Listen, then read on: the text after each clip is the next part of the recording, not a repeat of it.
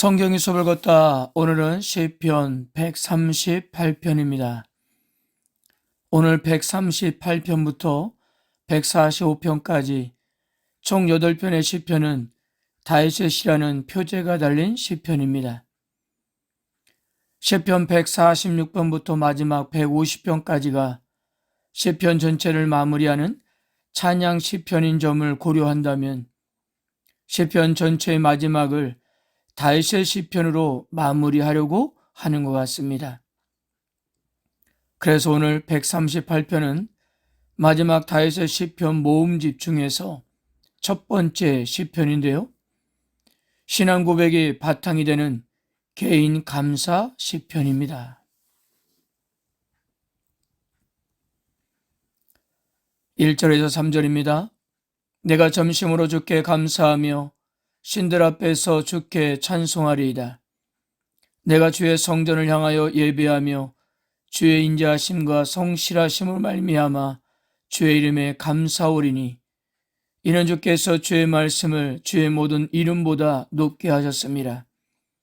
내가 간구하는 날에 주께서 응답하시고 내 영혼에 힘을 주어 나를 강하게 하셨나이다. 시인은 먼저 전심으로 주께 감사하며 찬양하겠다고 고백하는데요. 신들 앞에서 찬양하겠다고 했습니다. 여기서 말하는 신들은 누구를 말하는 걸까요? 여기에 대한 견해가 다양합니다. 첫째, 천사들이라는 견해입니다. 72녀과 칼빈과 루터도 이 견해를 받아들였습니다. 둘째, 재판관이나 왕이라는 견해이고요. 셋째는 하나님이라는 견해입니다.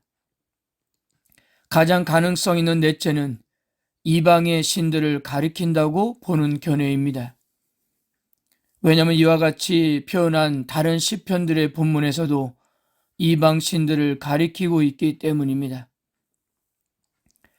시인은 거짓 신들 앞에서 여호와의 위대하심과 영광을 찬양하고 있는데요. 거짓 신들을 진정한 하나님의 영광을 증명하는 증인으로 내세우겠다는 것입니다. 왜냐하면 여호와의 능력이 많은 나라와 그들의 신들보다 더 위대하시기 때문이었습니다. 2절에서 예배하며 라는 의미는 땅바닥에 몸을 납작 엎드린 행위를 말하는데요. 신들 앞에서는 하나님의 위대하심을 찬양했던 시인은 거룩한 성전에 계신 여호와를 향하여서는 절하고 있었던 것입니다. 그리고 여호와 이름을 찬양하는 근거로서 인자하심과 성실하심을 드는데 이 표현은 감사의 대상이신 하나님의 사랑과 변함없으신 그리고 미쁘심을 강조하는 표현인데요. 하나님은 그분의 변함없는 사랑 때문에 자기 언약의 약속에 신실하셨기 때문입니다. 4절에서 6절입니다. 여호와여, 세상의 모든 왕들이 주께 감사할 것은 그들의 주의 입의 말씀을 들음이오며 그들이 여호와의 도를 노래할 것은 여호와의 영광이 크심이니이다. 여호와께서는 높이 계셔도 낮은 자를 굽어 살피시며 멀리서도 교만한 자를 아심이니이다. 시는 이 땅의 모든 왕들도 여호와께 감사드리며 그분의 길을 노래할 것이라고 했습니다. 어떤 면에서 시는 자기 자신만 찬양한다는 것이 충분하지 않다고 여기고요. 심지어 이스라엘 공동체 전부가 하는 것도 충분하지 않다고 생각했던 것 같습니다. 이와 같이 위대한 하나님은 온 세상 왕들과 나라들에게도 인정받으셔야 했던 거예요. 그리고 그들이 찬양할 이유는 그분의 입의 말씀을 들으면 그것이 얼마나 위대한지를 깨닫게 될 것이기 때문입니다. 그들이 듣게 될 것은 하나님의 역사에 대한 계시와 그분의 뜻에 대한 것인데요. 이런 하나님에 대하여 들어보지 못했던 왕들이 참으로 큰 하나님의 영광에 매료되어 여호와를 찬양할 수밖에 없다는 것입니다.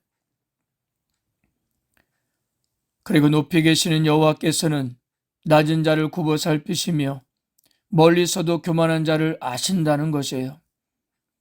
하나님은 분명 겸손한 자를 축복하시고 교만한 자를 멸하실 것인데요. 그러므로 온 세상 왕들은 여호와는 가까운 것도 보지 못하는 우상들과는 차원이 다르시다는 사실을 깨닫게 된다는 것입니다.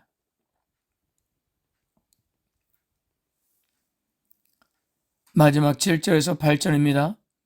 내가 환난 중에 다닐지라도 주께서 나를 살아나게 하시고 주의 손을 펴사 내 원수들의 분노를 막으시며 주의 오른손이 나를 구원하시리이다. 여호와께서 나를 위하여 보상해 주시리이다. 여호와여, 주의 인자하심이 영원하오니 주의 손으로 지으신 것을 버리지 마옵소서. 시는 마지막 구절에서 확신에 찬 신앙 고백으로 대미를 장식하는데요.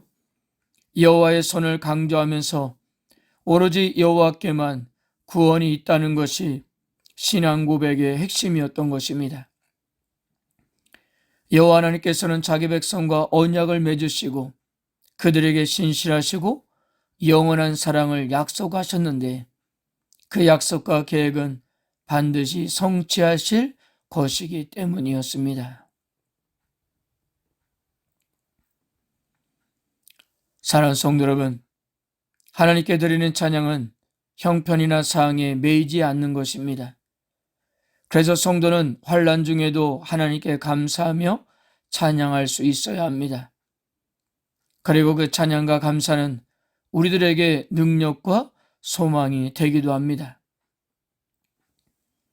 혹여 여러분들에게 인생에 찾아온 환난으로 인해 도저히 하나님께 찬양과 감사가 나오지 않는다면 한번 하나님이 어떤 분이신지를 기억해 보세요. 우리 하나님은요, 우리에게 말씀하시는 분이시고 약속을 지키시는 분이십니다.